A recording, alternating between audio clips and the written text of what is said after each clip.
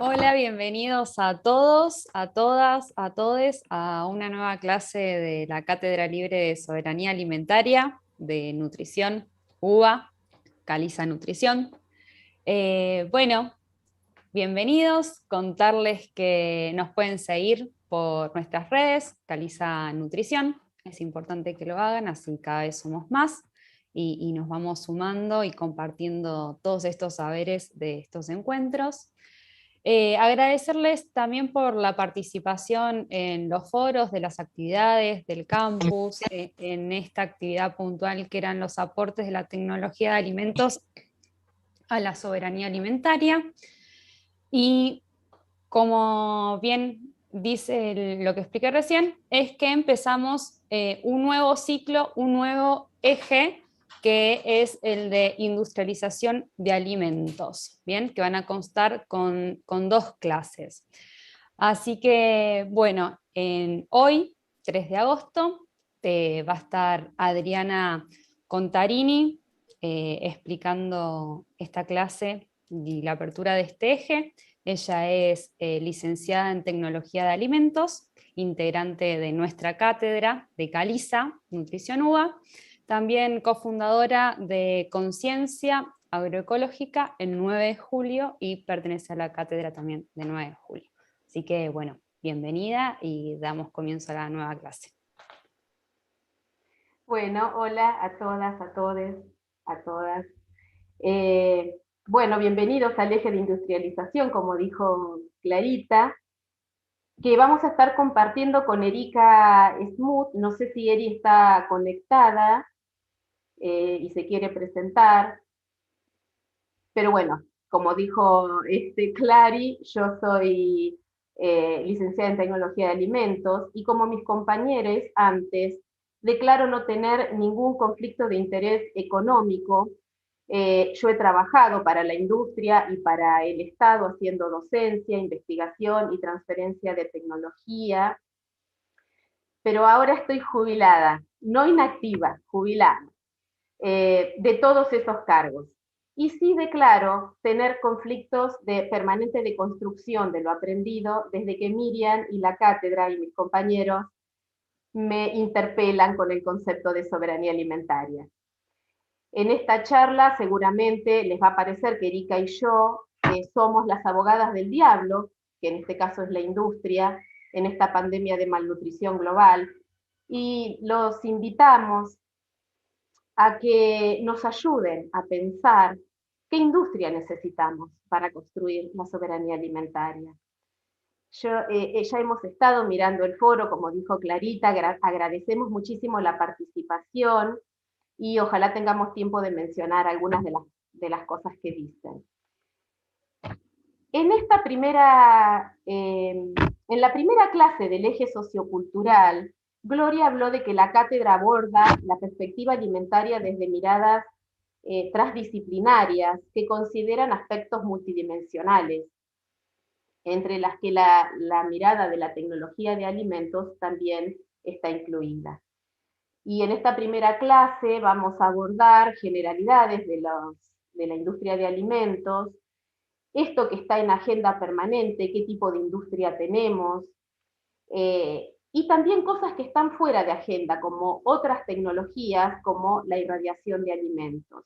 Y el martes que viene, en la próxima clase, con Erika vamos a entrevistar a Enrique Martínez, que es el presidente del Instituto para la Producción Popular, y esperamos que con él podamos enriquecer las reflexiones con aportes de alternativas productivas populares y consideremos un poco todo este escenario complejo que se da y que se plantea desde lo productivo, desde lo socioeconómico, lo político, lo cultural, y que haya un debate de saberes, ¿no? Que a veces no tenemos posturas iguales. Entonces, está bueno que haya un debate a partir de una mirada crítica. ¿Y por qué nos preguntamos si necesitamos conocer para comer? Porque ancestralmente la alimentación era un evento humano, cotidiano, que se ejercía y se transmitía a partir de saberes comunitarios. ¿Cómo cambiaron los escenarios actuales con la industrialización y la mercantilización de los alimentos?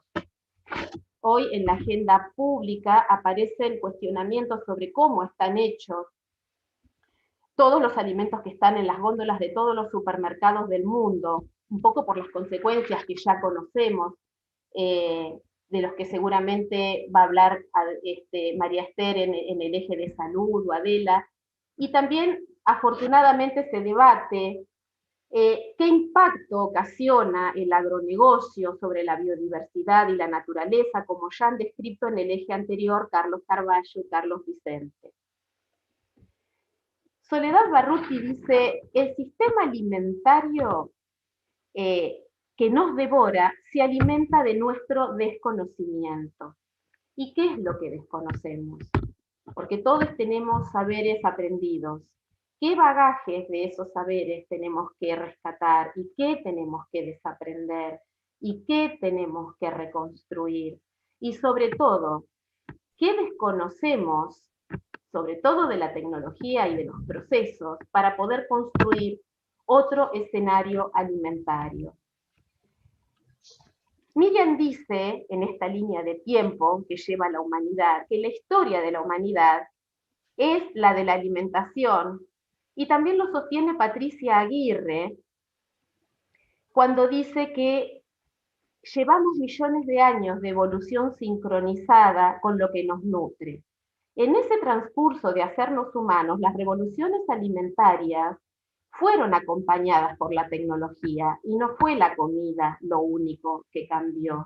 Cocinar y construir herramientas fue transformando nuestro pensamiento, nuestra cultura y la forma de relacionarnos con la naturaleza.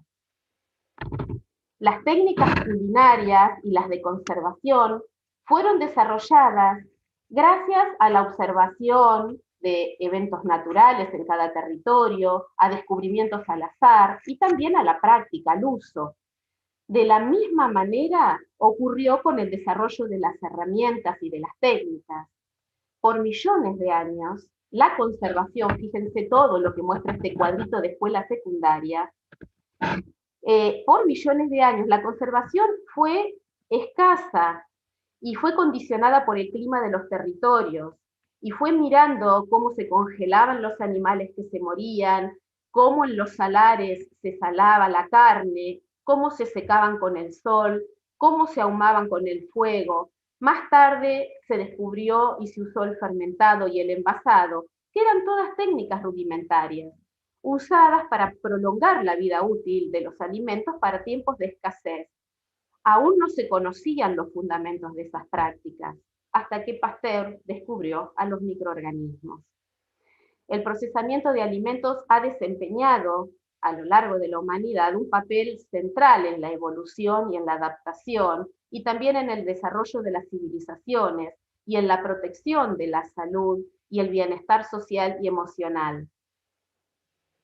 Esa transformación de los procesos fue paulatina, hasta que con el advenimiento del capitalismo, la ciencia y la técnica se unieron e imprimieron una aceleración vertiginosa a estos cambios tecnológicos que ocurren en estos 200 últimos años, que son muy cortitos en nuestra historia de la evolución. Y comienza a construirse un paradigma de modernidad y de progreso en el que todos nos enganchamos, todos nos enganchamos. En estos 2 siglos que ya llevamos 4 revoluciones industriales, desde la 1.0 hasta la 4.0, que es la de la actualidad, que incluye la bioingeniería y la digitalización. Estamos transcurriendo esta y ya estamos entrando aceleradamente a la 5ª, que trae el control de las neuropsicobiociencias y de la inteligencia artificial. Es tan rápido, es tan rápido. Desde que la acumulación y el almacenamiento generan deterioros por factores microbianos, enzimáticos, físicos, químicos, los que ya conocemos, ¿no? La industria fue buscando estrategias para conservar lo almacenado y resolver el tema de la estacionalidad.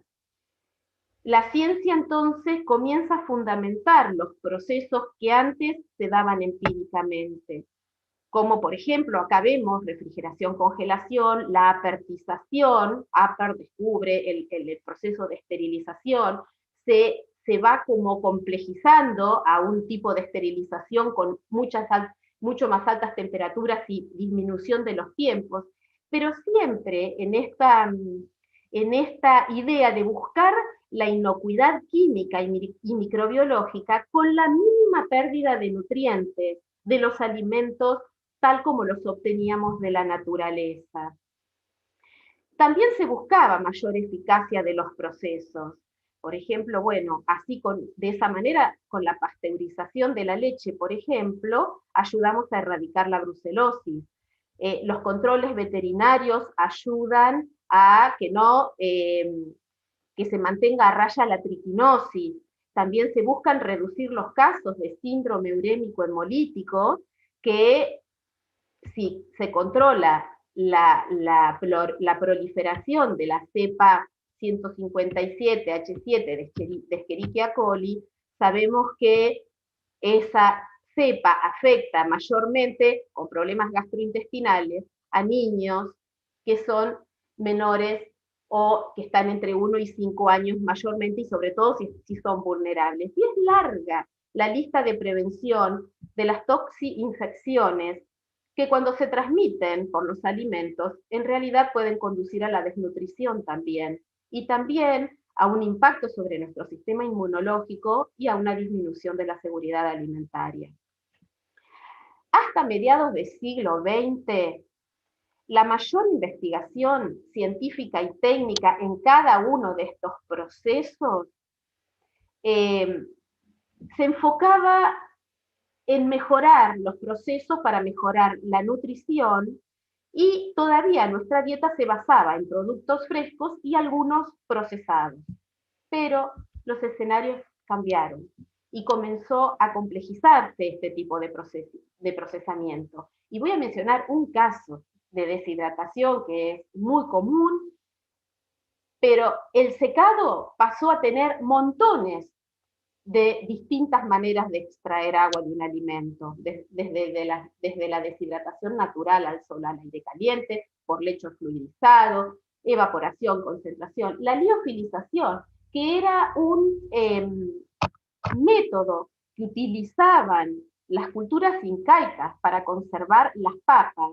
Se utiliza en un momento, si bien no fue inicialmente rentable industrialmente, se utiliza para deshidratar, pero ¿quién puede pagar eso? Era una élite la que lo podía pagar.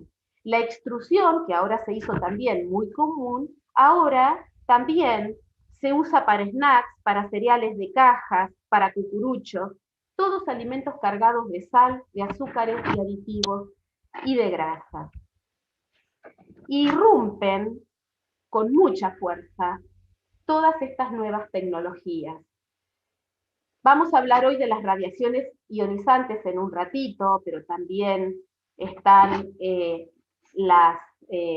los alimentos funcionales, los alimentos transgénicos, que, bueno, ya conocemos, ¿no? Cuando la industria se apropia de una semilla o de una planta como la stevia sagrada, que tiene inclusive propiedades medicinales, y la transforma en una mercancía con el dulzor, con bajas calorías como único valor, o el patentamiento de las semillas nativas, que es la síntesis de la apropiación de un conocimiento comunitario que lo construyeron las guardianas de semilla.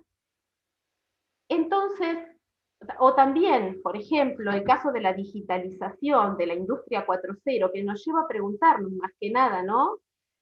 ¿Quiénes tienen acceso a esa tecnología? ¿Quiénes las controlan?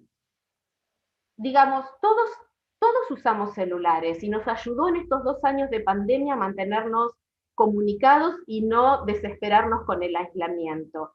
Pero en definitiva, ¿qué nos transmiten? ¿Quién controla lo que vemos, lo que leemos y lo que conocemos?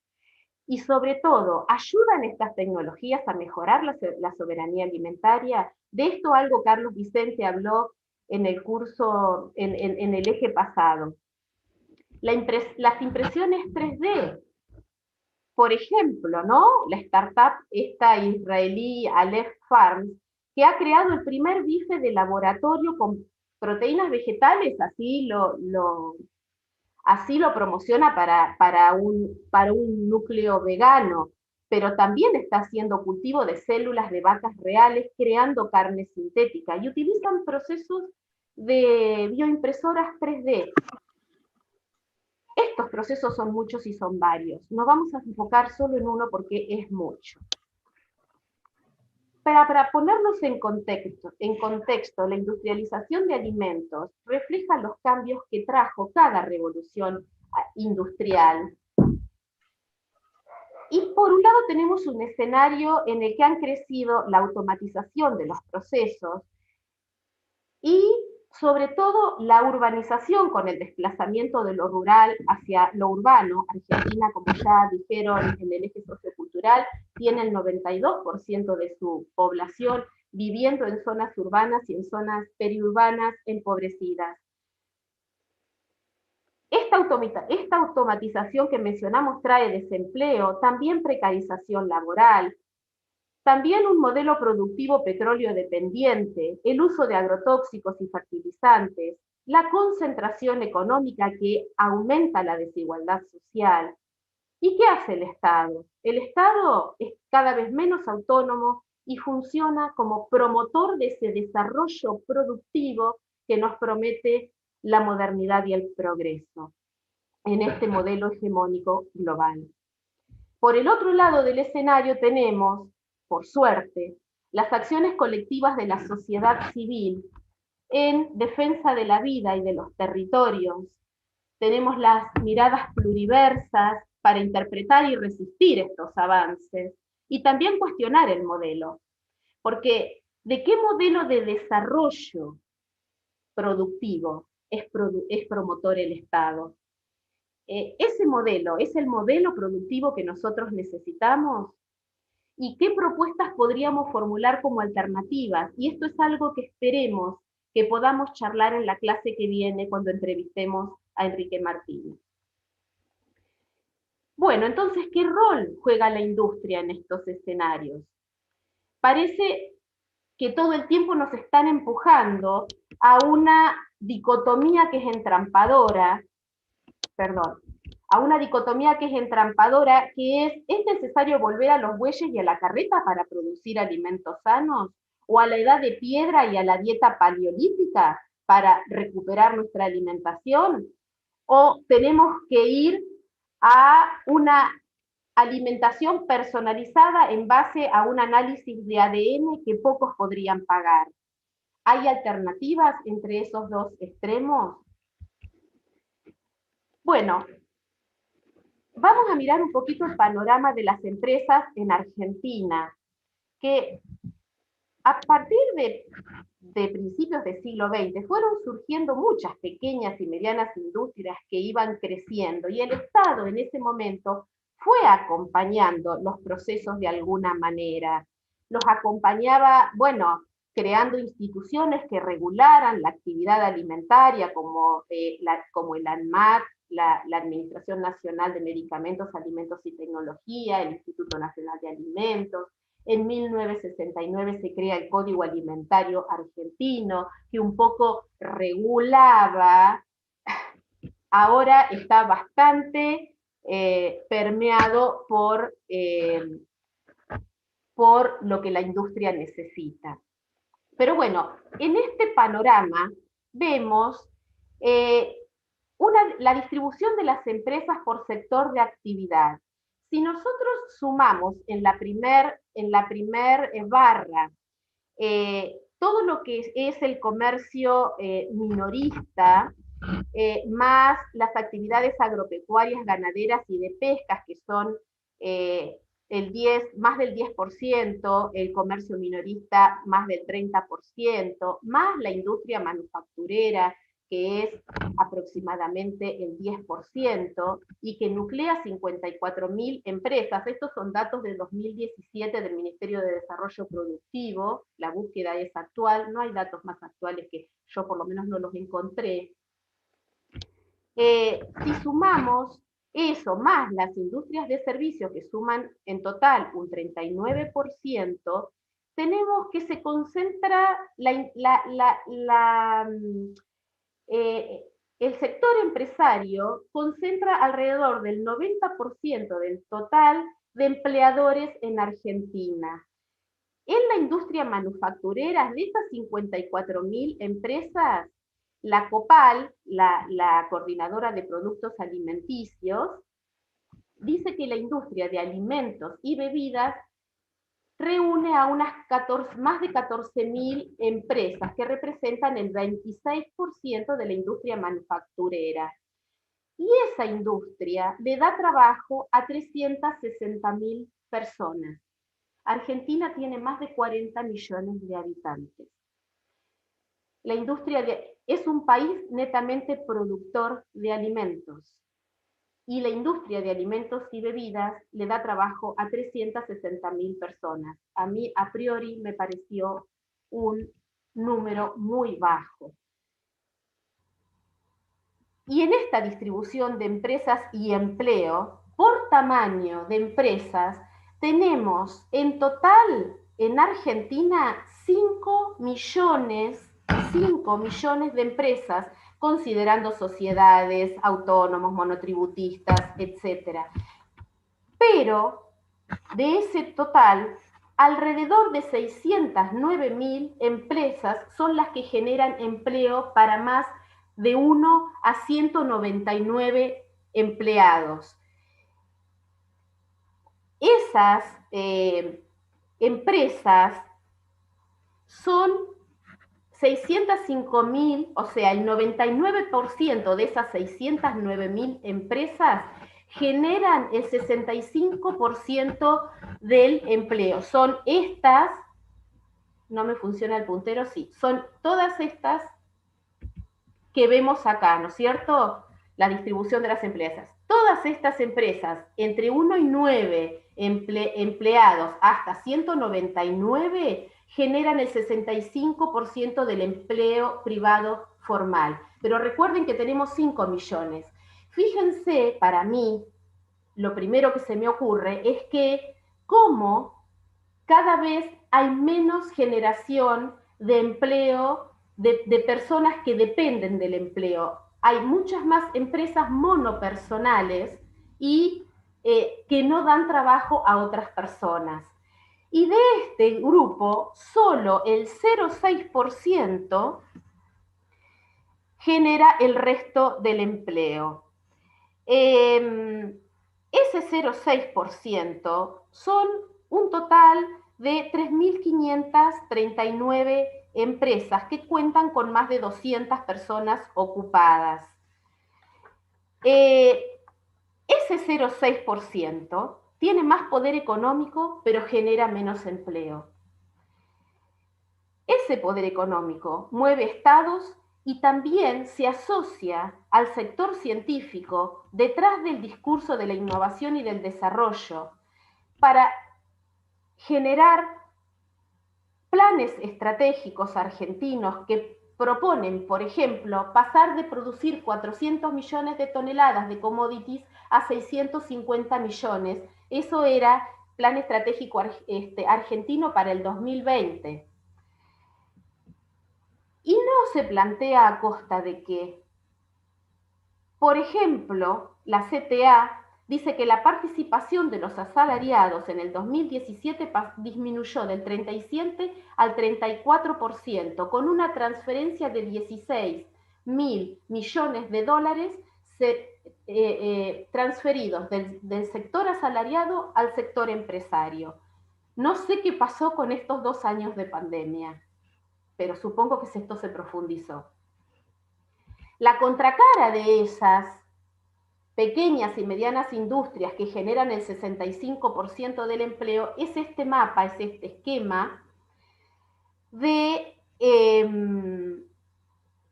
que concentra a 10 corporaciones que dominan qué se produce, cuánto, de qué calidad, qué comemos, cuándo lo comemos y a qué precio lo comemos. Y encima se generan alimentos, un 30% más de lo que se necesita para alimentar a la humanidad, pero ese 30% se tira. O sea, esto no es sustentable. Y esta es una forma de ejercer poder. No es exceso de comida lo que tenemos solamente, es exceso de poder. Y ese exceso de poder también se manifiesta con una experiencia que les quiero contar, cortita.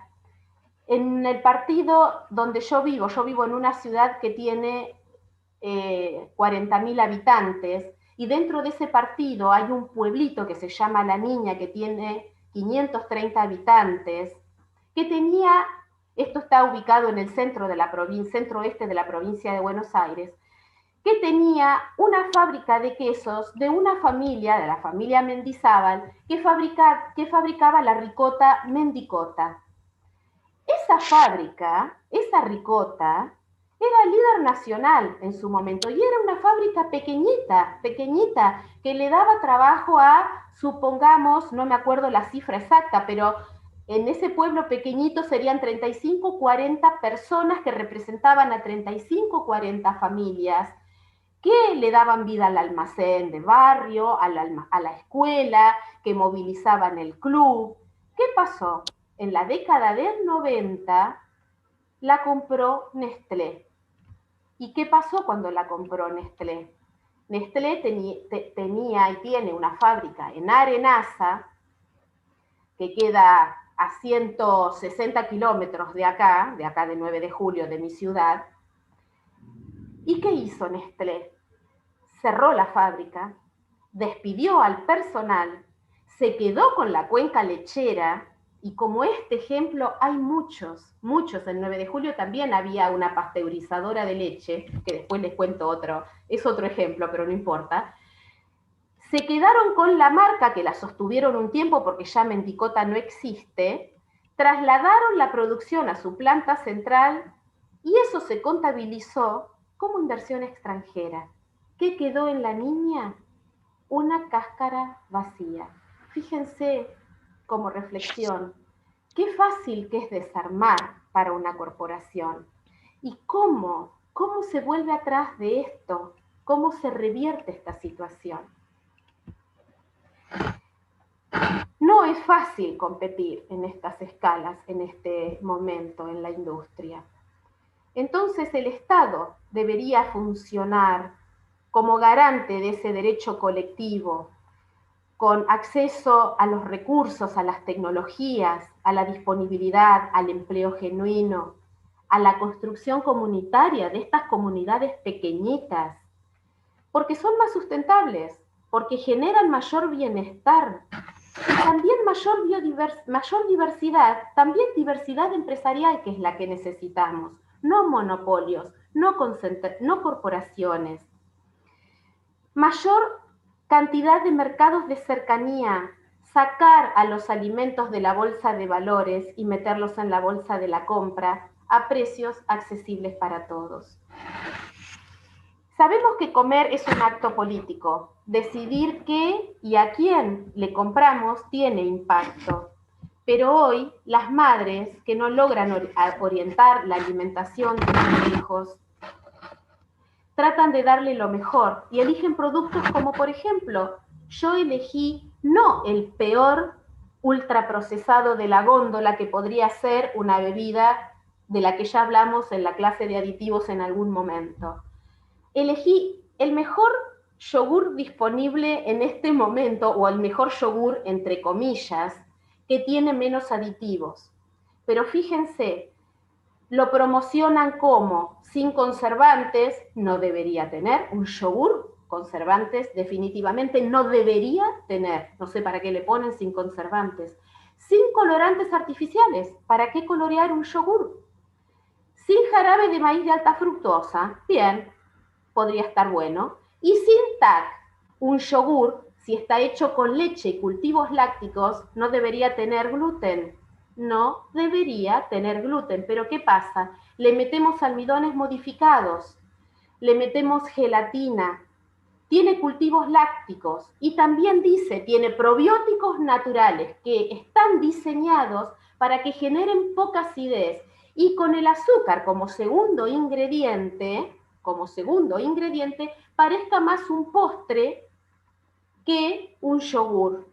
Y está aditivado y fortificado con vitamina B12, vitamina A y D, que si fuera leche entera las tendría que tener en forma natural. Si la leche estuviese bien producida, desde el origen, no sería necesario fortificar ningún alimento. Amén de meterlo adentro de un envase, que es un envase de poliestireno, que ahí tiene, ¿no es cierto?, el loguito de que por suerte es reciclable porque es el único componente que tiene el poliestireno.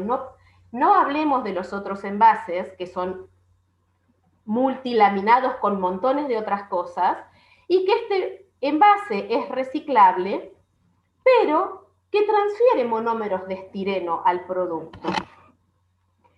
Entonces, se exige un rotulado para que tomemos decisiones informadas y disminuya el consumo de alimentos ultraprocesados. Pero ¿qué hacen las industrias? Está muy bien exigir ese rotulado y está muy bien que las organizaciones nos unamos para exigir políticas públicas. Pero la industria tiene múltiples recursos. ¿Qué hacen las industrias?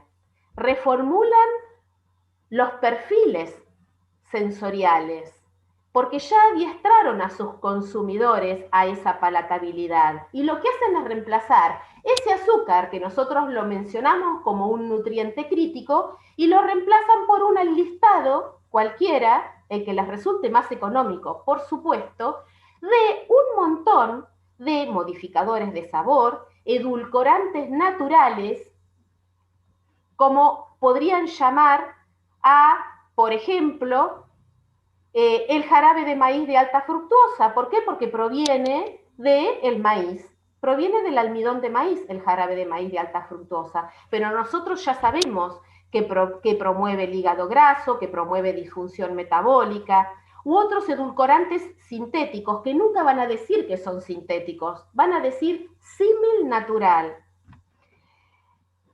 Esos edulcorantes sintéticos tienen los mismos receptores biológicos, elevan nuestros umbrales del gusto dulce, alteran los mecanismos de saciedad e influyen en la microbiota intestinal. Esto también lo va a hablar María, seguramente en la clase de salud.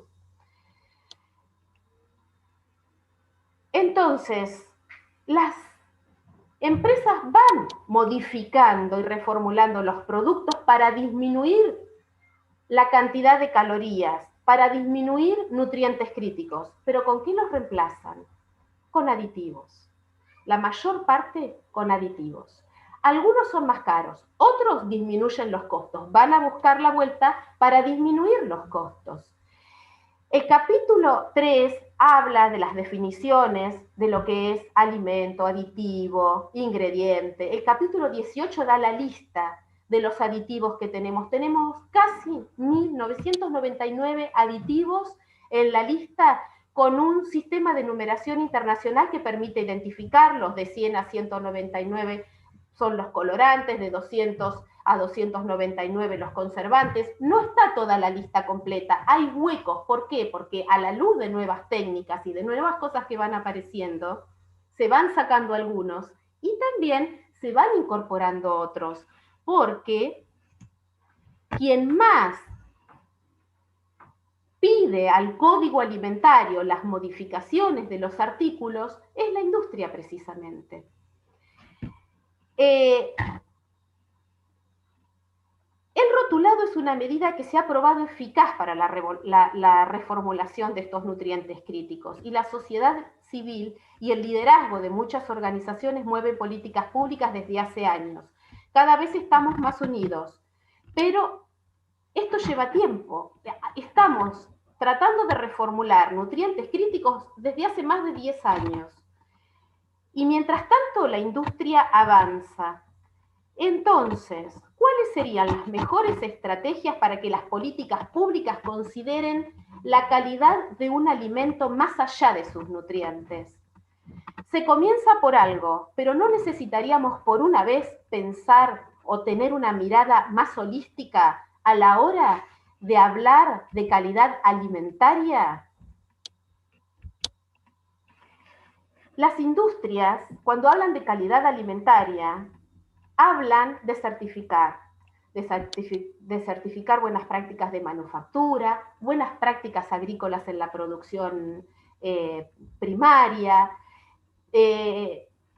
análisis de puntos críticos de control en toda la cadena de proceso, ISO 9000, 14000 y 22000 que creo que están unidas, normas IRAM, no, todas estas normativas y todos estos sellos de calidad encarecen el producto. Lo único que nos aseguran es que el proceso con el que están producidos está estandarizado.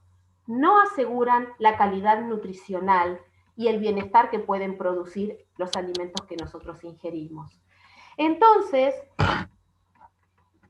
aparecen universidades e investigadores que proponen sistemas proponen otras miradas, una alternativa a mirar la pirámide nutricional y considerar a los alimentos desde la mirada de la producción, ¿no? Y se arma un sistema, que es el sistema NOVA, del que seguramente van a hablar las compañeras de nutrición en el próximo eje, yo no me voy a extender en esto, en el que directamente lo que hacen es clasificarlos por el grado de procesamiento, desde productos frescos o mínimamente procesados a los ultraprocesados. Y básicamente lo que propone es volver a la cocina, volver a la comensalidad, cocinar en grupalidad desde los ingredientes básicos, desde los frescos y mínimamente procesados. Y la industria puede ayudar con eso, porque la industria puede producir mínimamente procesados. Hay muchas tecnologías que se enfocan en los mínimamente procesados. Pero que estos mínimamente procesados no sean platos fumigados. No voy a entrar en esto porque ya se habló en ejes anteriores, pero sí que la producción original, voy a hablar de dos trabajos, la producción original está muy contaminada con agrotóxicos. Esto se en Estados Unidos con los niveles de pesticidas que tenían esas frutas y verduras. ¿A qué conclusión llegaron? Que el grupo que consumía muchas frutas y verduras con bajos niveles de pesticidas tenía menos riesgos de enfermedades cardiovasculares que los que comían frutas y verduras con pocas frutas y verduras con bajos niveles de pesticidas. Y también que el grupo que comía muchas frutas y verduras, que esto es lo que nosotros estamos pidiendo, comer muchas frutas y verduras, pero no con altos niveles de pesticidas. Los que comen muchas frutas y verduras con altos niveles de pesticidas tienen el mismo riesgo de sufrir enfermedades cardiovasculares que los que comen pocas frutas y verduras con altos niveles de pesticidas. Otra cosa que se suele hacer es echar o fumigar a los trigales con glifosato antes de la cosecha, porque esto estandariza el porcentaje de humedad y hace que se pueda cosechar antes y enseguida mandar al molino para la molienda harinera. Shelinaz publicó un estudio que hizo sobre 2 muestras de trigo, los residuos, investigó los residuos de glifosato en esas 2 muestras de trigo y demostró que estaban por encima del límite canadiense. Esto se hizo en Canadá. Y entonces, si el glifosato está en el trigo, obviamente que va a estar en el pan. ¿Y qué se propone como alternativa? Bueno, se va a ir dejando de utilizar el glifosato, pero se va a producir un trigo resistente a la sequía. Estamos a las puertas de que Brasil por ahí lo aprueba si nosotros no nos comprometemos en la lucha contra esto, compañeros brasileños, argentinos y latinoamericanos, tenemos que luchar para que no se apruebe el trigo H4B4, que es resistente a la sequía, pero también al glufosinato de amonio, que es 10 veces más tóxico que el glifosato. O sea, son las alternativas que está usando la industria. Como también la producción de esto que llaman el superpan, que tiene múltiples poderes porque está enriquecido nutricionalmente con distintos tipos de harina. Esto es un proyecto que está en etapa experimental bastante avanzado, un proyecto entre la CONEA y la Universidad de Entre Ríos, que esto es algo que pasa mucho, la industria aliada a las universidades, produciendo conocimiento y apropiándose de ese conocimiento con recursos del Estado, muchas veces las universidades públicas también. El objetivo de irradiar este alimento enriquecido nutricionalmente es siempre el mismo, es paliar los efectos del hambre. ¿De quién? De niños. Esto va destinado a niños que tienen deficiencias nutricionales o que son vulnerables. Siempre el pan, siempre los niños. Y ya que introducimos el tema de irradiados, vamos a profundizar un poco en una tecnología que es esta, sobre la que estuvieron haciendo preguntas, y sobre la que se desconoce bastante, por eso la vamos a tomar. Por lo menos en Argentina no hay mucha información, y de hecho no sabemos si en el mercado tenemos productos irradiados, porque este loguito que se ve acá en la parte superior es el logo de Herradura. Esta imagen verdecita vegetal, es el logo con el que se deberían rotular los alimentos irradiados que no sabemos si los comemos. ¿Los comeríamos si estuvieran en el mercado? No sabemos desde cuándo, sí sabemos desde cuándo se producen alimentos irradiados. Argentina desde 1986 en la Comisión Nacional de Energía Atómica se irradian alimentos.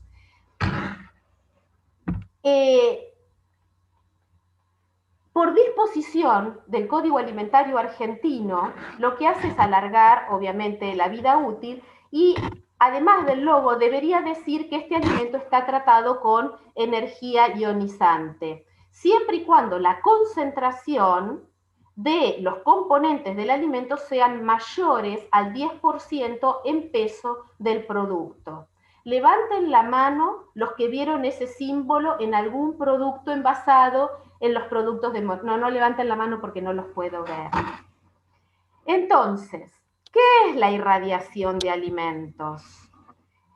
Esto hace desde el año 1905, tiene una historia muy larga, pero el Reino Unido patentó este proceso en 1905 y es la aplicación de energía ionizante, perdón, a través de ondas electromagnéticas o rayos gamma, también llamada, como dije, radiación ionizante a los alimentos. ¿Cómo altera esto a la materia? Lo que hace es excitar los últimos electrones de los núcleos atómicos, provocando la aparición de partículas eléctricamente cargadas o iones. Y esto no eleva demasiado, o sea, apenas eleva la temperatura del producto, por eso apenas se suben 2,5 grados la temperatura, y por eso se la llama a veces pasteurización en frío, cuando sabemos que es bastante distinto a lo que es el proceso de pasteurización. El efecto de la radiación se logra a través de determinadas dosis de irradiación, que son la cantidad de energía que el alimento absorbe por kilo de masa irradiada. Y eso se mide en grays o kilograys, que no importa, pero para que si alguna vez lo ven. Los niveles necesarios, fíjense en esta tablita, los niveles necesarios para destruir los organismos vivos. Cuanto más grande es el organismo, menor es la dosis que se necesita para destruirlo. Y mayor es la dosis si se tienen que destruir bacterias esporuladas, que son las más peligrosas, o virus, que prácticamente para eso no se utiliza la radiación de alimentos. Se utilizan 4 fuentes o tipos de radiación. Las radiaciones gamma, provenientes del radioisótopo cobalto 60, también del cesio 137, que no lo utilizamos en nuestro país, los rayos X y los electrones acelerados. De estas 4 fuentes, la más utilizada a nivel mundial son las radiaciones gamma, emitidas por las fuentes de cobalto 60, porque tienen mayor penetración que las otras radiaciones ionizantes. Todas estas son fuentes autorizadas. En nuestro país, el 90% de la irradiación de alimentos se lleva a cabo con cobalto 60. ¿Por qué? Porque Argentina cuenta con este insumo como producción nacional. O sea, Argentina tiene cobalto 59, que no es radiactivo en la naturaleza, y lo que hace en la comisión, en la central nuclear de embalse de Río Tercero, en la provincia de Córdoba, lo transforma, lo lleva a cobalto 60, lo vuelve radioactivo, y con eso lo utiliza para irradiar alimentos y también para exportar cobalto a otros países. Y la CONEA es un organismo de referencia a nivel regional porque tiene una amplia trayectoria en desarrollar esta tecnología. Argentina es el tercer productor mundial de cobalto 60 y uno de los primeros exportadores de este radioisótopo. Bueno, tomamos la irradiación. Porque hasta el 2017, Argentina solo irradiaba ajos, cebollas, papas, frutillas, espárragos, champiñones, hierbas y especias. ¿Y qué cambió a partir del 2017? Que a pedido de la CONEA, el Código Alimentario Argentino, a través de la CONAL, reforma el artículo 174, lo modifica, modificando la irradiación para esos pequeños alimentos y ampliándolo a categorías de alimentos, no a alimentos puntuales, a categorías de alimentos. Se pueden irradiar 8 categorías de alimentos diferentes, que son las que funcionan, las que figuran en esta tabla, con esos objetivos de tratamiento que ahora vamos a ver un poco más detalladamente. Y que, digamos, esos objetivos se logran aplicando dosis bajas, que son menores a 1 kilogray, y que tienen todas estas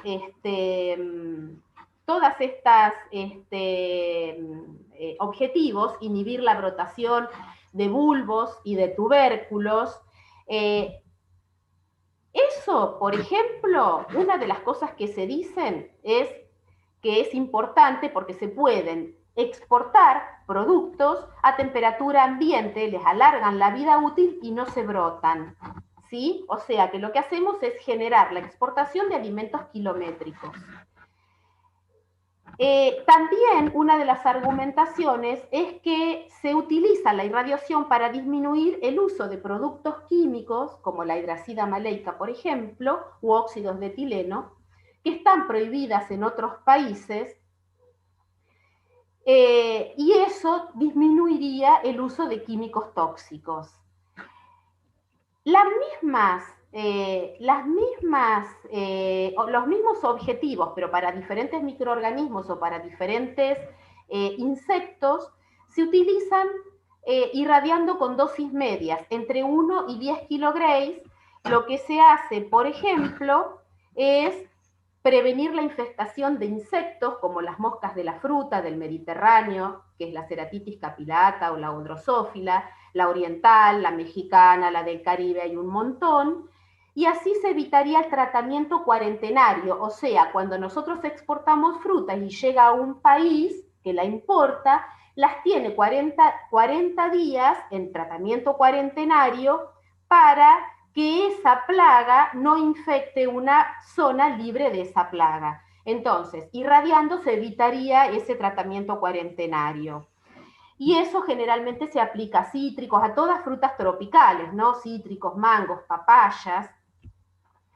Y esta teóricamente es una oportunidad que abriría el uso de esta tecnología para disminuir el uso de fitosanitarios tóxicos. Fitosanitarios tóxicos en ese tratamiento cuarentenario. Para otra cosa que se usa es el retardo de la maduración de frutas tropicales como banana, papaya y mango, y también evitar la senescencia de vegetales como hongos frescos, como los champiñones, y también de hortalizas como los espárragos. También la reducción, no la eliminación total, de, por ejemplo, la Escherichia coli, de la que hablamos, que provoca síndrome urémico hemolítico, de Salmonella en pollos, de Campylobacter, bueno, de un montón de bacterias, no de la espora, no de esporas, ni de la toxina del Clostridium botulinum, que es la que genera el botulismo, que es una de las peores toxinas, digamos, es la sustancia más tóxica que existe en el mundo, en la naturaleza. Y a dosis altas me olvidaba, se utiliza para eliminar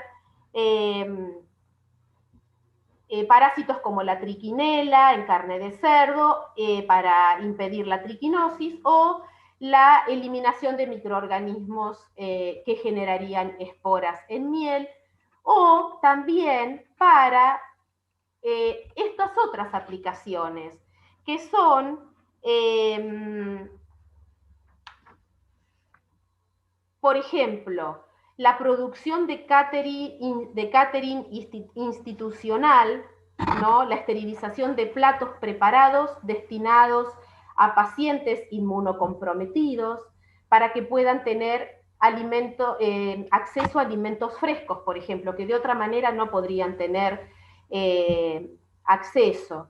Esta es una técnica que se aplica en Inglaterra desde los años 1960 en los hospitales del Reino Unido. También se utiliza para la esterilización de material quirúrgico y también en radioterapia, pero eso más que nada con rayos X. ¿Quiénes aprueben o quiénes autorizan este proceso? A nivel internacional, la Organización de las Naciones Unidas para la Alimentación y la Agricultura, la Organización Mundial de la Salud y, por supuesto, el Organismo Internacional de Energía Atómica.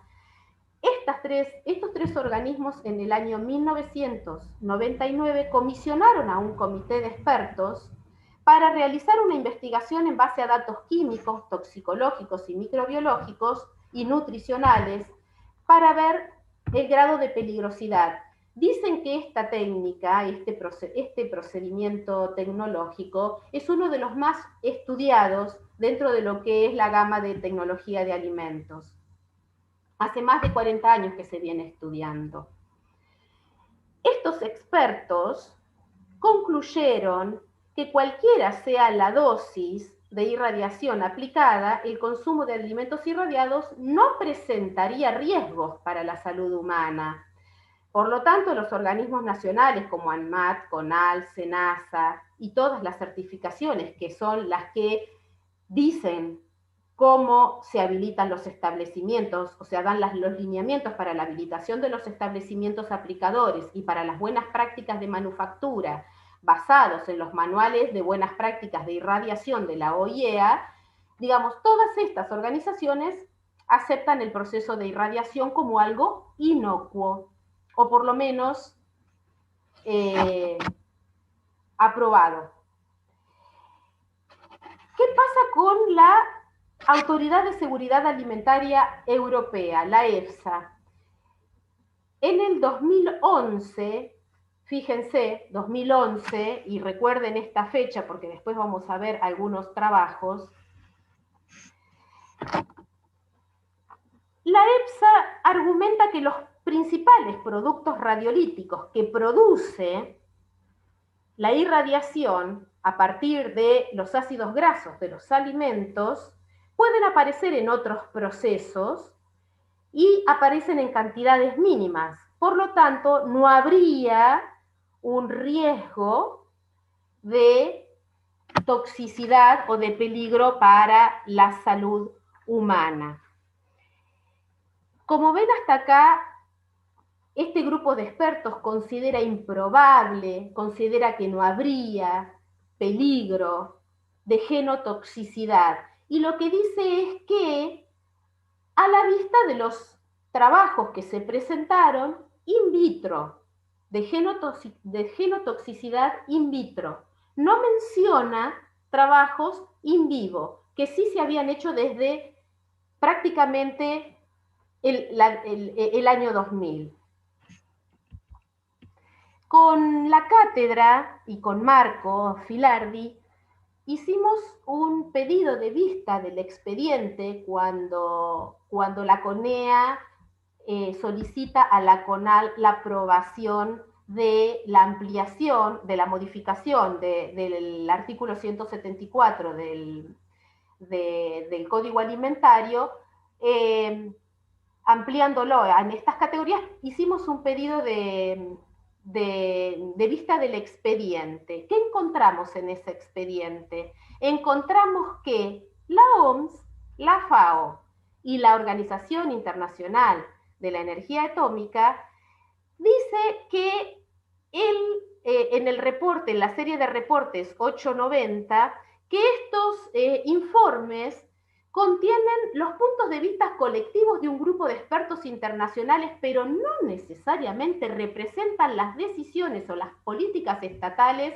de estos organismos, con lo cual dan el aval, seguimos con los condicionales. La bibliografía de soporte que presenta este expediente, además de ser muy numerosa, genera muchas dudas con respecto a la procedencia. Primero por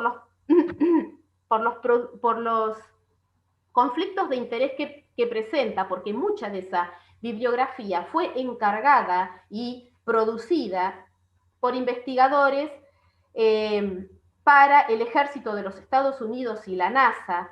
Muchos de esos documentos figuran como secretos o como no disponibles, y la mayoría de esos estudios,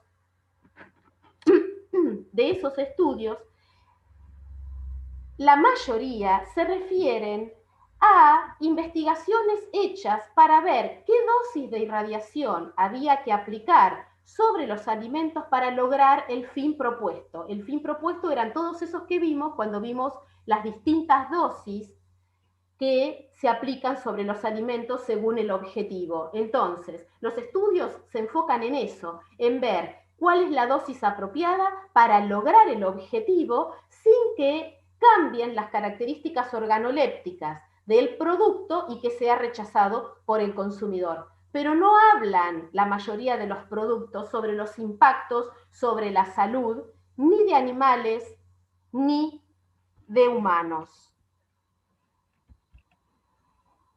Por lo tanto, todo pareciera, o al menos a mí me parece, que tendríamos que mirarlo con un poquito de una visión crítica o aplicar el principio de precaución. Yo por lo menos me preguntaba, los investigadores independientes, ¿de dónde van a sacar los fondos si todos aprueban esta tecnología? ¿De dónde van a sacar los fondos para investigar costosas estudios de toxicidad crónica a bajas dosis? ¿Y qué dice la CONEA? Vamos a centrarnos en lo que dice la CONEA, que está tomado de una presentación de ellos mismos, que dicen que es aplicable a productos a granel, que es cierto, se aplica a productos a granel ya envasados, que el tiempo de irradiación es el único parámetro que se controla, porque también es cierto que la dosis yo no voy a explicar hoy, porque si no sería muy largo, cómo es el proceso, pero básicamente lo que se controla es el tiempo en el que un alimento encerrado en una cámara está expuesto a esa radiación ionizante que es continua, a ese radioisótopo que emite la radiación gamma, y el tiempo de estadía es la que determina la dosis que se recibe. ¿Se pueden tratar materiales sensibles al calor? Sí, porque las especias que no se pueden calentar porque perderían los volátiles que la transforman en el alimento que nos saboriza las comidas, se pueden tratar con esta radiación sin que pierda los volátiles, lo que no quiere decir que sea seguro con las especias. También dice que se trata en el envase final, como vimos con el catering para los pacientes inmunodeprimidos, para evitar la recontaminación posterior, también es cierto, que tiene un alto grado de penetración, también es cierto. Los rayos gamma, a diferencia, en el espectro electromagnético, los rayos gamma son los últimos del espectro. De hecho, la atmósfera terrestre no los deja pasar. Tienen alto grado de penetración. Solamente se detienen frente a una pared de hormigón armado de 2 metros de espesor y el radioisótopo está sumergido en una cuba de agua bastante grande. Después dice, y nos vamos a centrar en si contamina el medio ambiente hacia el final y si no deja residuos en los productos procesados. Entonces vamos a concentrarnos en esto. ¿Existen riesgos para la salud? Bueno, tenemos formación de compuestos radiolíticos únicos, algo que la EFSA no decía. La EFSA decía que se generaban varios compuestos y que otros procesos también lo generan. No, estos compuestos, que son las 2-alquil-ciclobutanonas, que se generan a partir de distintos ácidos grasos, entonces son distintos compuestos químicos, no es uno solo, son muchos en función del ácido graso, pero son alquil-ciclobutanonas, solo se generan con la irradiación de alimentos. Y los efectos son potencialmente dañinos y no han sido estudiados para humanos. Esto lo estudió Marchioni en el 2009 y también en años anteriores. Hay un video que yo no lo compartí en la cátedra, hay un video que hizo una organización que recorrió y que lo entrevista a Marchioni. Es bastante interesante verlo. Después, si puedo, lo busco. También Raúl y colaboradores en el 2002, acá tenemos en el 2002 un estudio in vivo en ratas a las que se les dieron dietas de grasas irradiadas, les promovía cáncer de colon. Y también lo demostró del INSEE en estudios in vitro.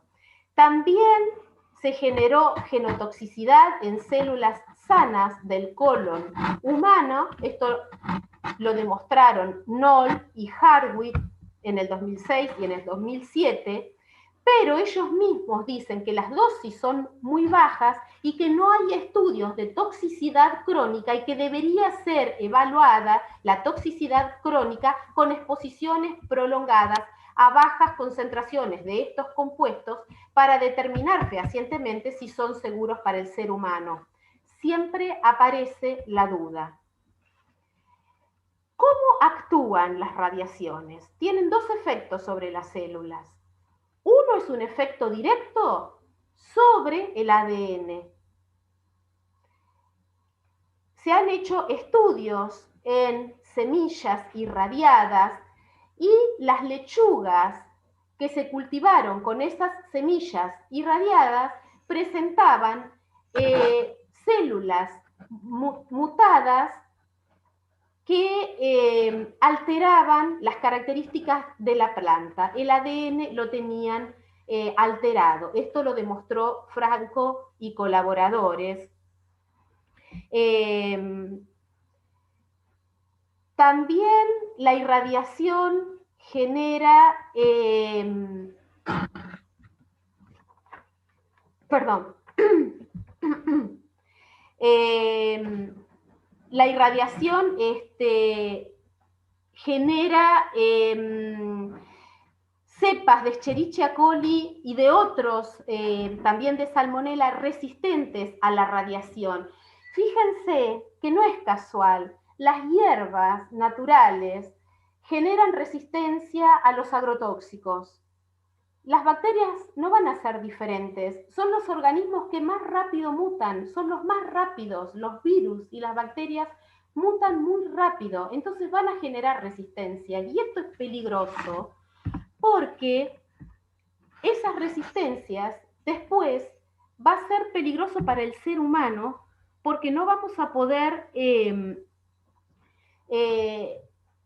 controlarlas con los antibióticos, amén de todo lo que ya sabemos que pasa con los antibióticos. Gracias, Liz.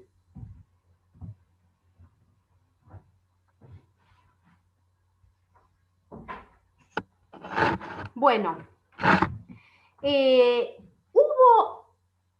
con respecto al ADN, les quería comentar un caso que ocurrió en Australia, que Australia importa alimentos frescos y también importa alimentos para gatos. ¿Qué pasó con los alimentos para gatos? Los alimentos para gatos eran producidos por Canadá, Australia los importaba y los irradiaban los australianos. ¿Qué pasó? Resulta que en el 2010-2011, 100 gatos que eran alimentados principalmente con esos alimentos tipo piensos, ¿no? Como los que les damos nosotros, los que compramos en el supermercado, que habían sido irradiados con altas dosis, empezaron a perder la movilidad de las patas traseras. Y los dueños de los gatos empezaron a poner en contacto entre ellos y averiguar qué era lo que tenían en común, por qué los gatos les estaba pasando eso. Y lo único que encontraron era una marca de alimentos que eran estos piensos que eran irradiados, que eran importados e irradiados. Se hizo ese estudio y se llegó a la conclusión de que no había una explicación clara de cómo ocurría el mecanismo por el cual los gatos sufrían de esa dificultad. Pero dijeron, teniendo en cuenta que actualmente los expertos que evaluaron esto dijeron, teniendo en cuenta que actualmente solo se irradia una pequeña cantidad de alimentos en Europa, opinó que no era una causa inmediata de preocupación. Pero por lo tanto, Australia, por las dudas, lo que hizo fue prohibir los alimentos irradiados para gatos en el 2013. Yo pregunto, ¿no? ¿No sería necesario profundizar cómo afecta eso a la salud humana y prohibirlo para los humanos? Bueno, otro de los efectos son los efectos indirectos. Los efectos indirectos se generan por la radiólisis del agua, generan radicales libres que pueden desatar una cadena de reacciones en el cuerpo humano, porque sabemos que los radicales libres destruyen los antioxidantes y afectan las membranas celulares. Esto fue estudiado por todos estos investigadores en distintos momentos, y todo el apunte que yo puse de irradiación, yo no hice una historicidad de la irradiación, lo que hice fue compartir links de sitios oficiales de la CONEA para que vean cómo se hace el proceso, qué es lo que dicen ellos, cómo actúan, pero sí les puse lo que no van a encontrar. No van a encontrar en ningún lado todas esas investigaciones que nosotros relevamos. Otro de los efectos es la disminución de nutrientes. Disminuye la vitamina B1, la C, la E. Esto lo dicen varios autores. No voy a ser reiterativa. También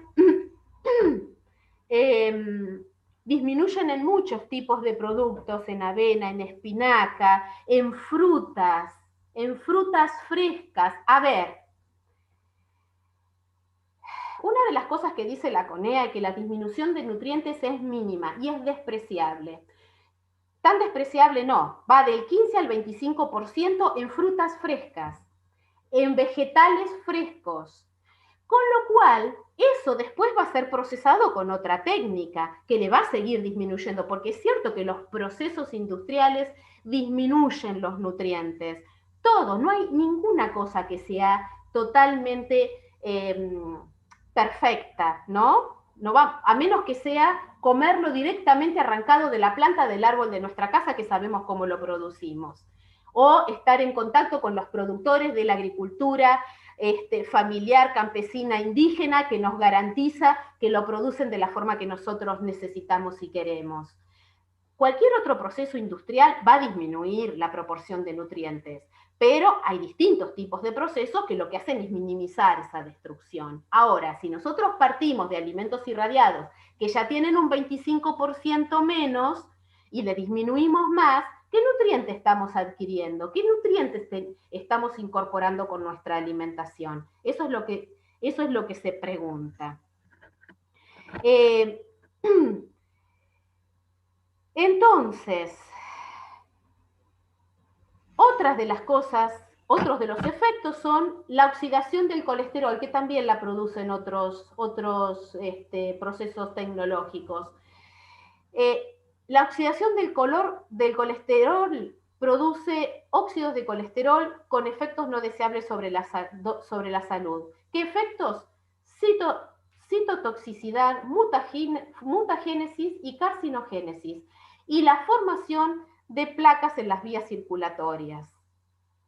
No importa qué proceso lo generes, hay que controlar qué cantidad se generan para cada alimento particular.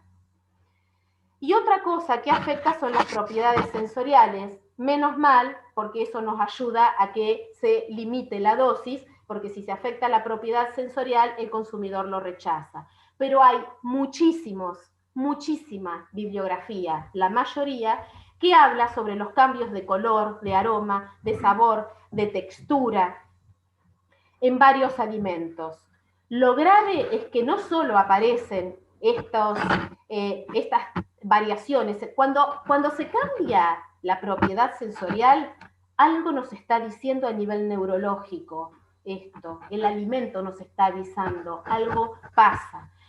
Y aparece que cuando cambia la propiedad sensorial, pueden aparecer volátiles como tolueno y heptano. Esto lo demostró Hauser en el 2005 y varios autores más.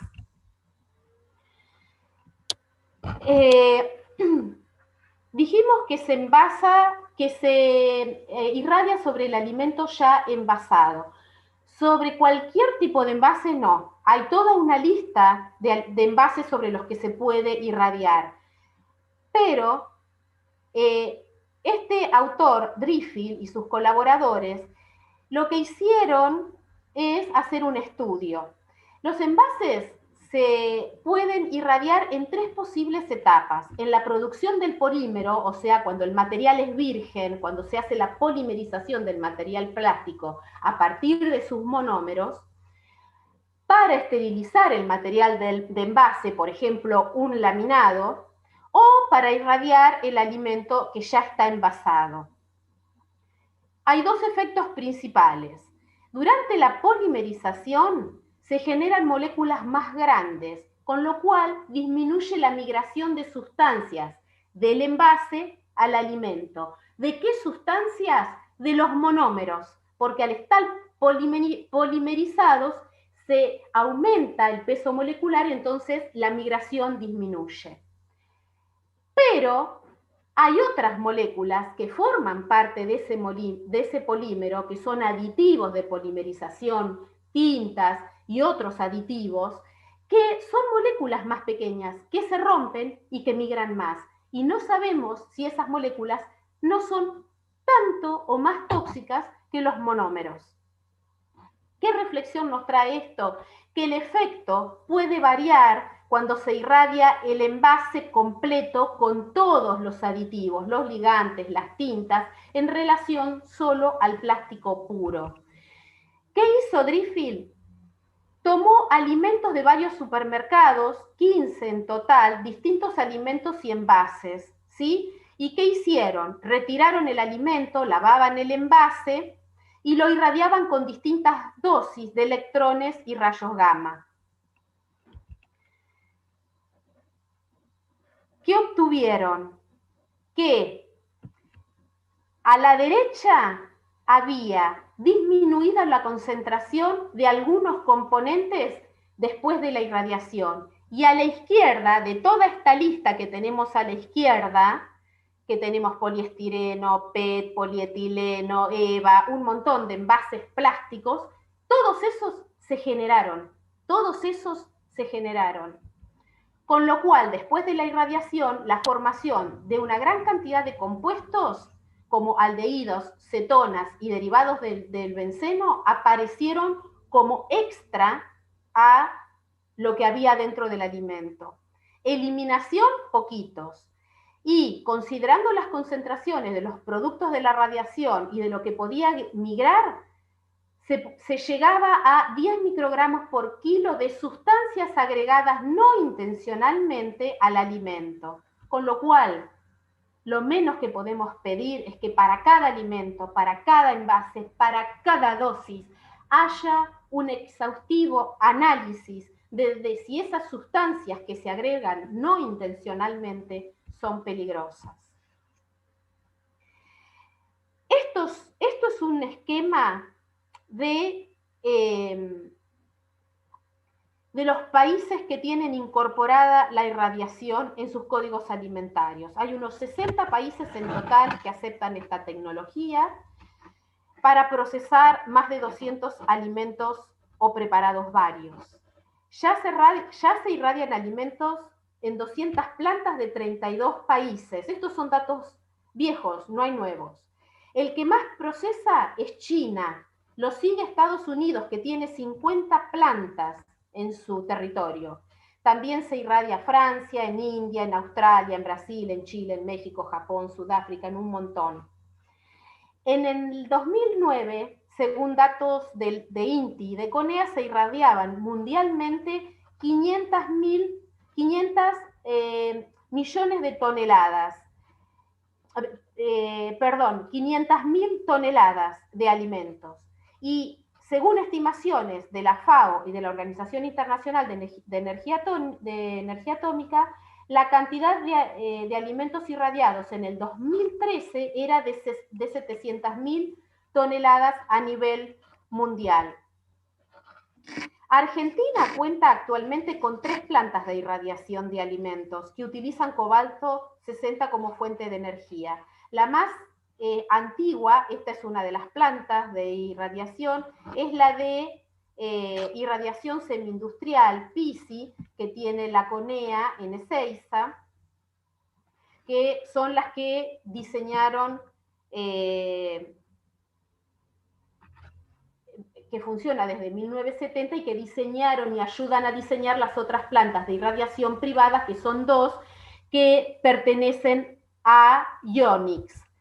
Esta empresa, Ionix, es una empresa privada que opera en Argentina desde el año 1989 y que en el 2017 inaugura, justamente en el 2017, cuando se pide la aprobación de todas las categorías de los alimentos, se inaugura esta planta en Tigre, para la cual invirtió 8 millones de dólares y que Ionix procesa el 90% del volumen de alimentos irradiados en el país.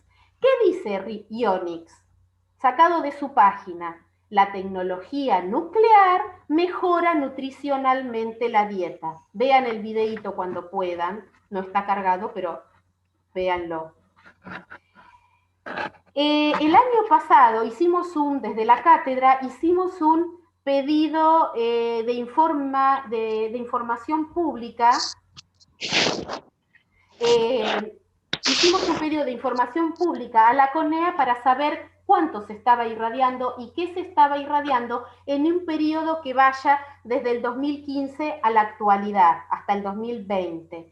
La CONEA nos contestó con 3 hojitas, entre las cuales nos decía que esto, en el último quinquenio, en los últimos 5 años, desde el 2015 al 2019, esto fue todo lo que se irradió: especias, condimentos, semillas, extractos vegetales, albúminas, blends de algunos tés, maca andina, lactosa. Los siguientes gráficos muestran, por ejemplo, que en el 2015 se irradiaron, la CONEA irradió 89 toneladas de distintos alimentos. En el 2015 fueron hierbas, especias, ajos, sésamas, 21 toneladas aproximadamente, trigo, maca, almidón, lactosa, 50 toneladas.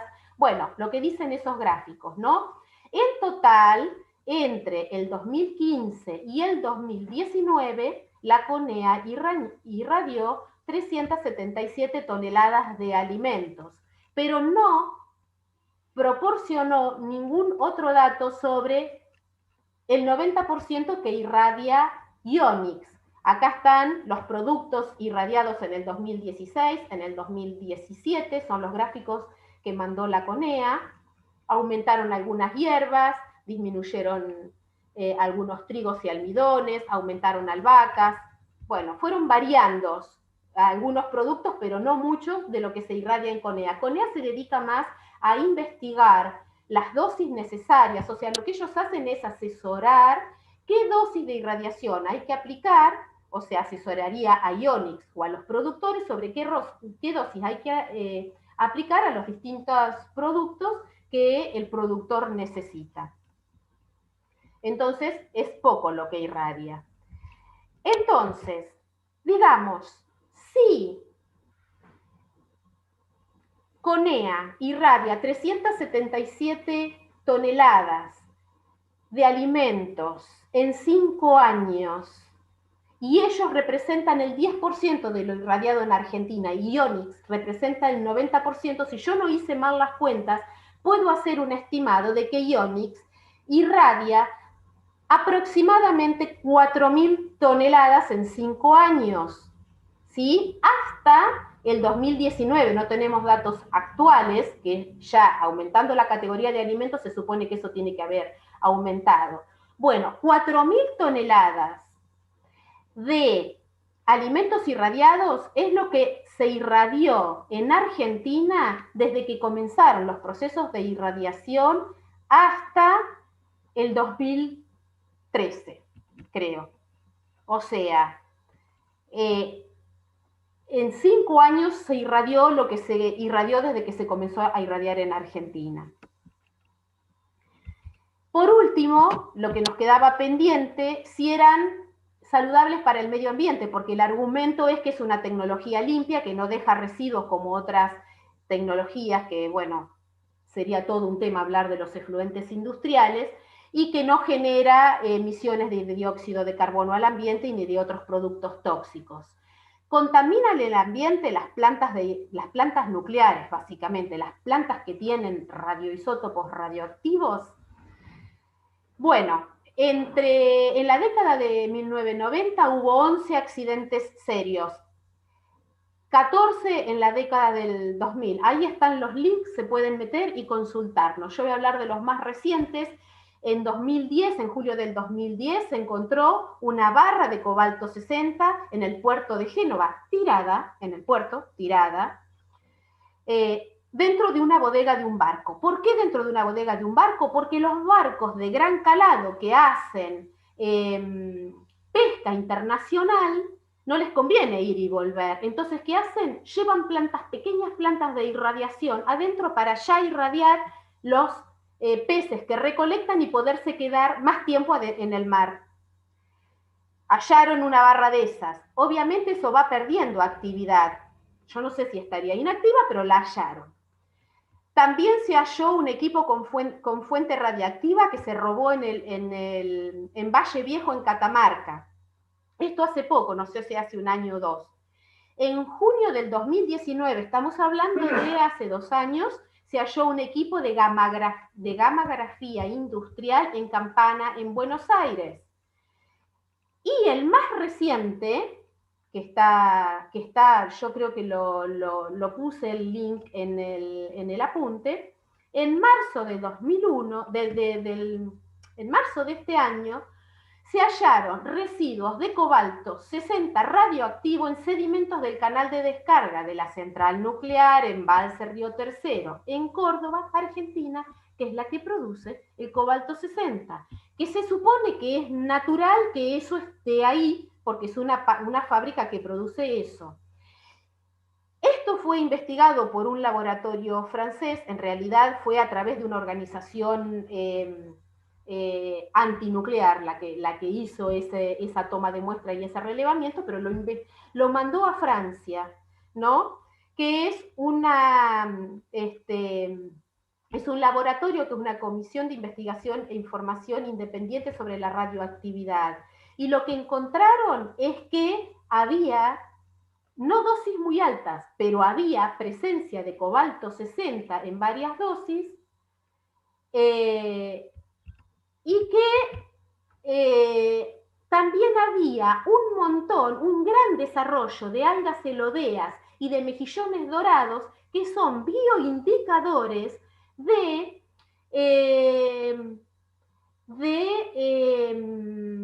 filtración de las aguas. Son bioindicadores naturales filtran las aguas de los contaminantes. Y esas algas y esos mejillones estaban con altísimas contaminaciones de cobalto 60. Yo no voy a sacar muchas más conclusiones con respecto a esto, es solo para el debate, para que cada uno investigue un poquito más, métanse en los sitios.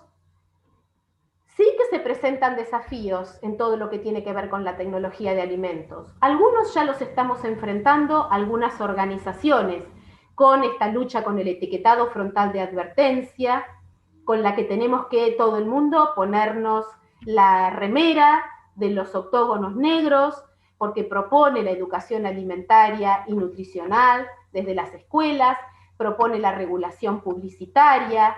También queremos y necesitamos proponer desde la cátedra que los alimentos buenos, los que se producen desde la agricultura familiar, campesina, indígena, sean baratos, que los productos agroecológicos sean baratos, que sean accesibles a todo el mundo, y que lo malo tenga impuestos y sea caro, que los ultraprocesados tengan impuestos y sean caros. Y de alguna forma fomentar políticas públicas que mejoren la distribución de los ingresos. En la medida que sigamos con una distribución inequitativa, esto no lo vamos a solucionar fácil. Para terminar, como propuestas para la soberanía alimentaria, en lo que tiene que ver con tecnología de alimentos, es mejorar y capacitar sobre el manejo de la inocuidad en toda la cadena alimentaria, desde el origen. Se necesita esto. Nosotros hemos participado con muchas organizaciones de los encuentros de pueblos fumigados en Argentina, y hay muchos compañeros que están produciendo sin mucha capacitación, y eso es un riesgo. Eso es un riesgo porque los alimentos no todos son inocuos simplemente porque nosotros los estemos cultivando. Hay muchas toxinas, hay muchos contaminantes que provienen también del origen, y eso lo tenemos que saber. No podemos ser ingenuos. Entonces es necesario capacitarnos todos, desde el origen hasta el último operario que está dentro de una industria. Evaluar cada alimento en particular y no por categorías en la parte de irradiación a alimentos, qué consecuencias nutricionales y sobre la salud a largo plazo en la población tiene la aplicación de cada nueva tecnología que surja y que se va a aplicar. hablamos de irradiación y todas las que mencioné hoy, promocionar, estimular y desarrollar las economías regionales y locales para que sean proveedores de alimentos de cercanía, preferentemente frescos o mínimamente procesados, y que las plantas de mínimamente procesados sean locales, sean regionales, que no transiten kilómetros, que no transiten kilómetros. Una empresa láctea en nuestra ciudad tuvo que dejar cerrar, proveía leche pasteurizada en la plantita, pero cuando la llevaba al supermercado, una empresa láctea grande de nuestro país amenazó al supermercado, simplemente le dijo, si vos vendés esa leche, nosotros no te bajamos ninguno de nuestros productos. Con lo cual la empresa láctea cerró, esa empresa grande se quedó también con la cuenca lechera, es lo que les contaba hoy, y chau empresa regional. Entonces hay todo un debate que dar cómo instalar empresas regionales. Y por último, rotulación e información veraz sobre tanto procesos como ingredientes. Acá les dejo algunos links de interés para los que quieran repasar la presentación. Y bueno, gracias por la paciencia.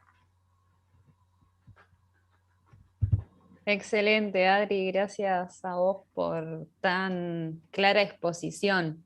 Muchos comentarios de que es un tema súper complejo y muchas personas comentando de que desconocían totalmente este tema y planteando cómo la información empodera y el poder saber, ¿no? Como todas estas cuestiones. Surgieron varias preguntas, contarles a modo como logístico que la presentación va a estar disponible, el PDF que se subió y que hay problemas para bajarlos, lo vamos a cargar de todas maneras para las personas que no lo pudieron descargar, así que con eso quédense tranquilos que la información va a estar para que ustedes puedan acceder, porque esa es la idea de compartir los saberes.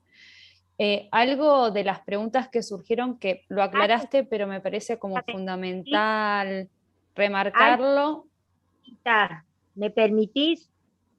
Sí, Me dale, permitís claro. felicitar a Adriana por esta brillante exposición, realmente brillante exposición.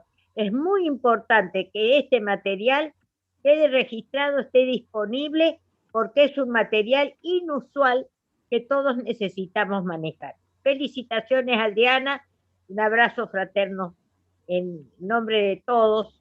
Estoy tomando yo la palabra. Gracias, matriarca. Este trabajo fue hecho con Marcos también, ¿eh? Hemos estado desde el 2017 bastante dándole matraca a este trabajo.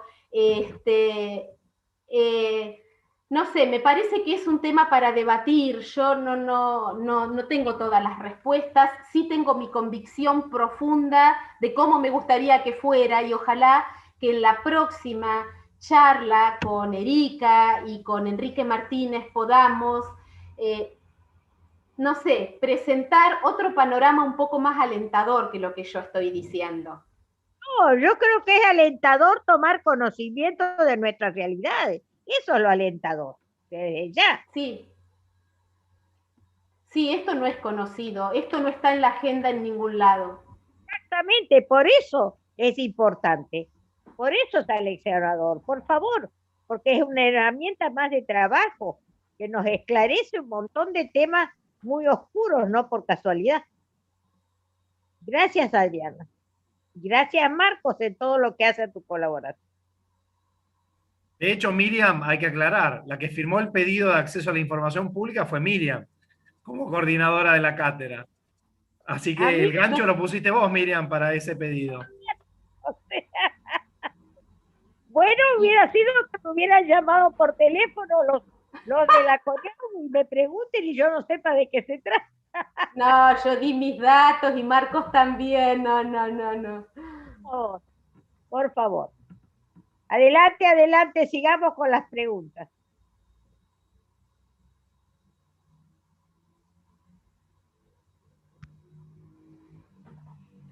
Algo que quería rescatar de las preguntas para no extendernos mucho más con el tiempo que quedó claro, pero reforzar la idea, es que preguntan si los alimentos que pasan por este procesamiento, en cuanto cuando hablabas de la irradiación, también pasan los orgánicos y los agroecológicos, que consultaban eso como duda, que lo aclaraste al final, pero creo que está bueno como volver a reforzarlo.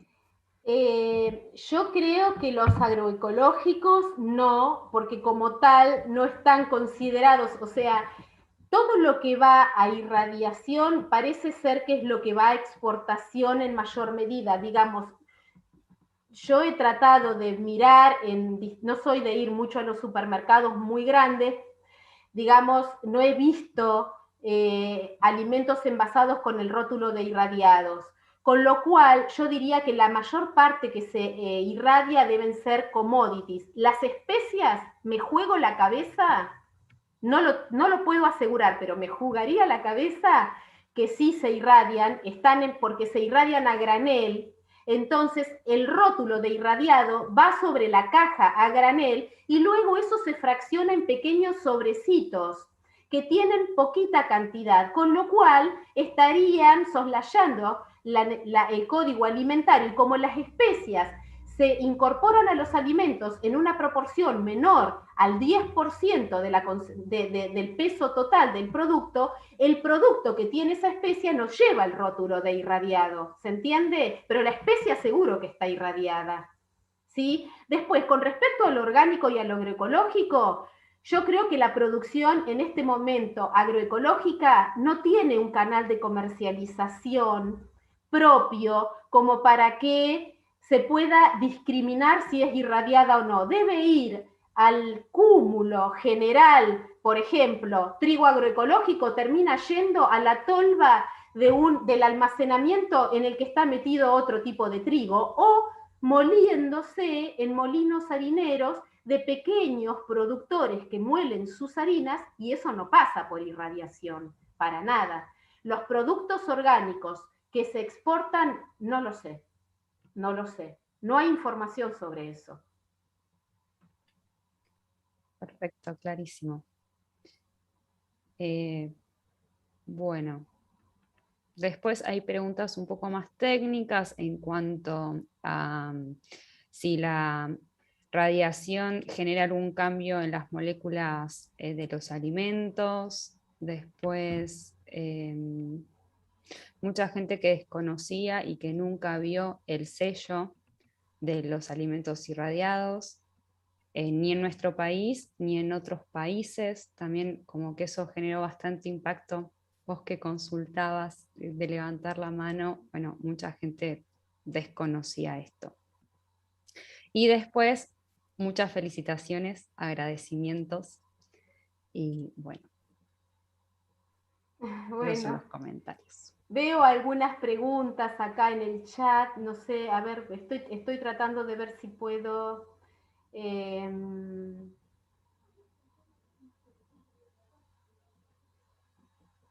deberíamos volver a las fábricas locales, totalmente. Para mí es así. Para mí hay que tener alimentos de cercanía, disminuir los camiones en las rutas, disminuir el traslado de ganado, disminuir los kilómetros que recorre la leche. Las frutas y las verduras no tienen que tener un mercado central, tienen que tener ferias, tienen que tener mercados locales. Cada territorio tiene que tener la generación de alimentos.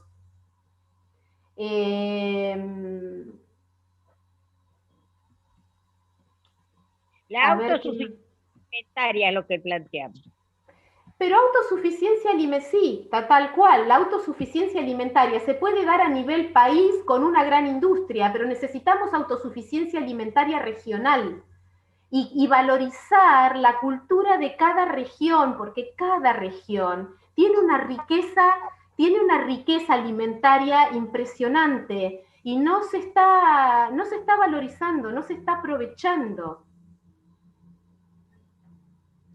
Yo sé que esto, mucha gente asustada, que genera escalofríos. Una de las cosas que tengo que aclarar es que los alimentos pasan por la irradiación, pero no se vuelven radioactivos. Ojo, no quiere decir que nos vamos a comer un alimento que nos va a irradiar el cuerpo. No, lo que se generan son sustancias que generan dudas con respecto al impacto en la salud humana. Bueno.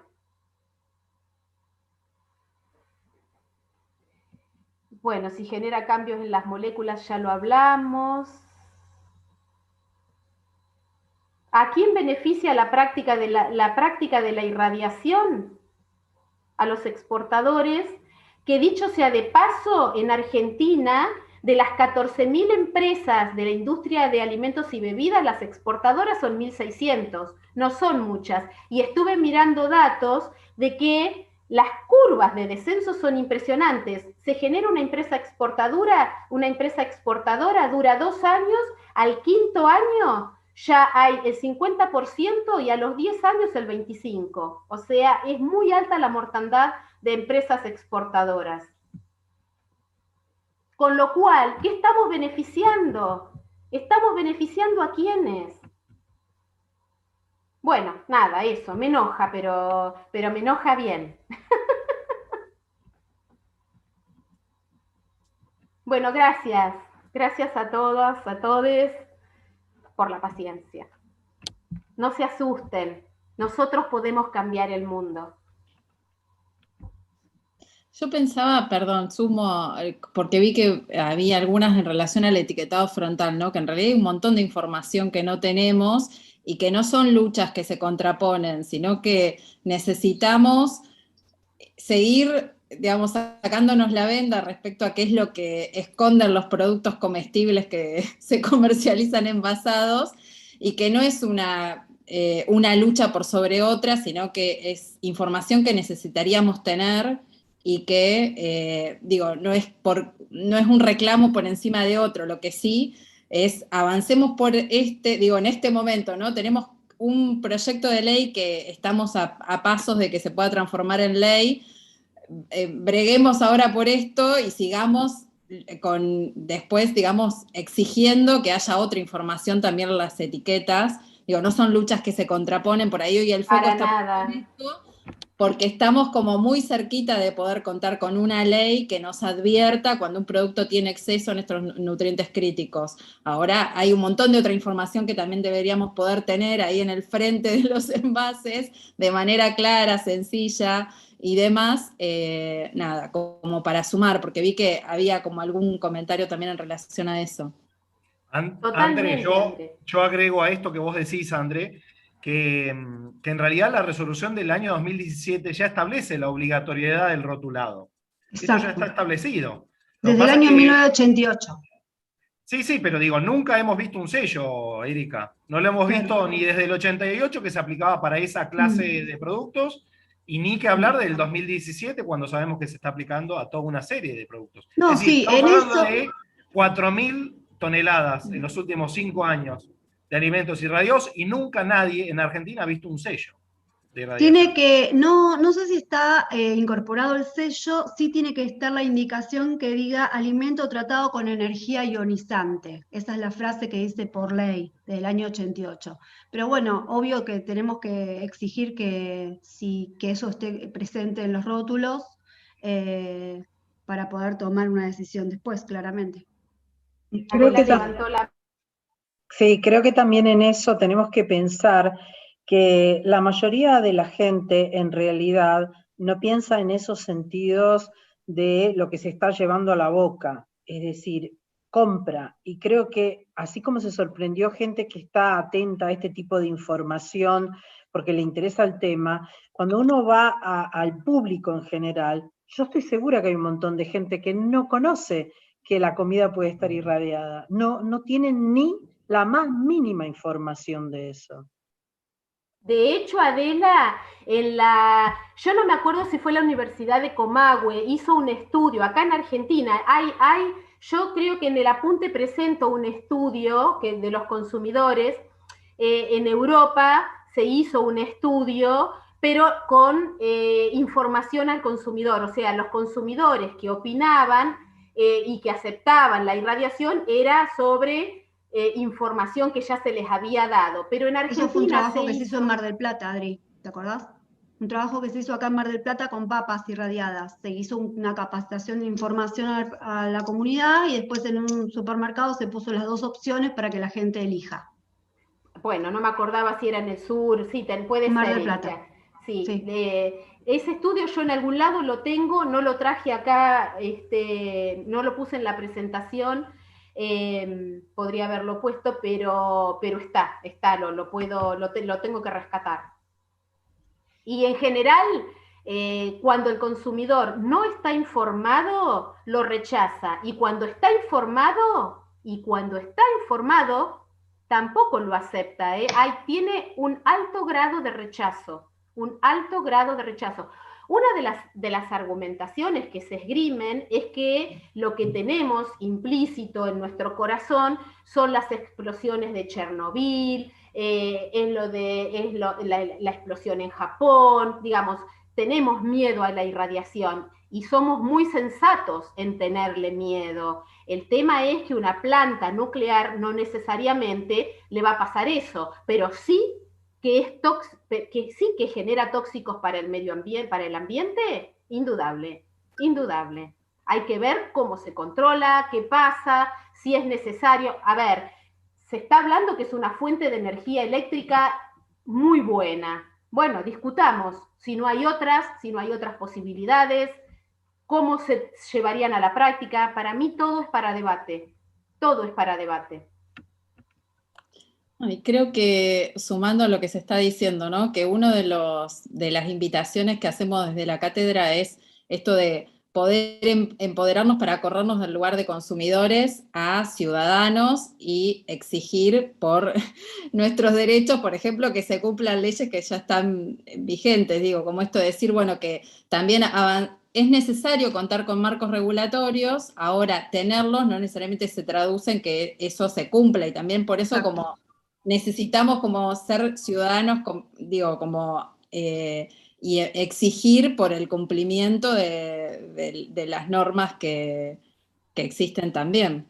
Y para mí creo que una de las cosas, André, es exigir las regulaciones, pero también saber qué exigir de las regulaciones. Esto que yo decía, en algún momento vamos a tener que centrarnos en tener una mirada integral de a qué consideramos alimento producido industrialmente, sobre todo estamos hablando de lo producido industrialmente, ¿no?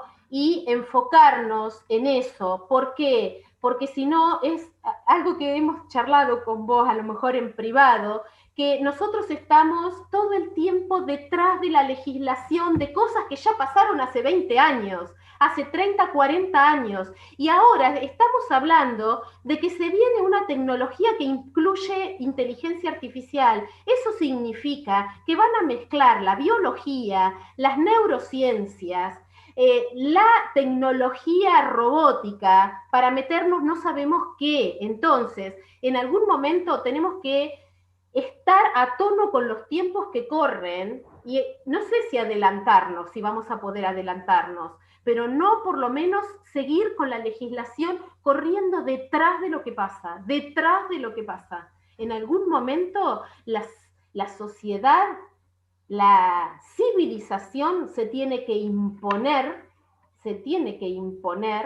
el ciudadano empoderado se tiene que imponer a que el Estado deje de ser una marioneta al servicio de las corporaciones.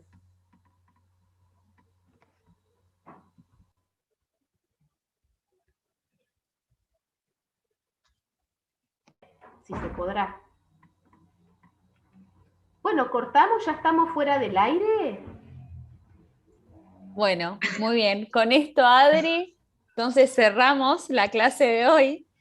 Los invitamos a que reflexionen un montón sobre esta temática y los esperamos el próximo martes en la segunda parte de este eje tan interesante. Es el martes que viene martes 10 a las 6. Gracias. Adiós. Adiós.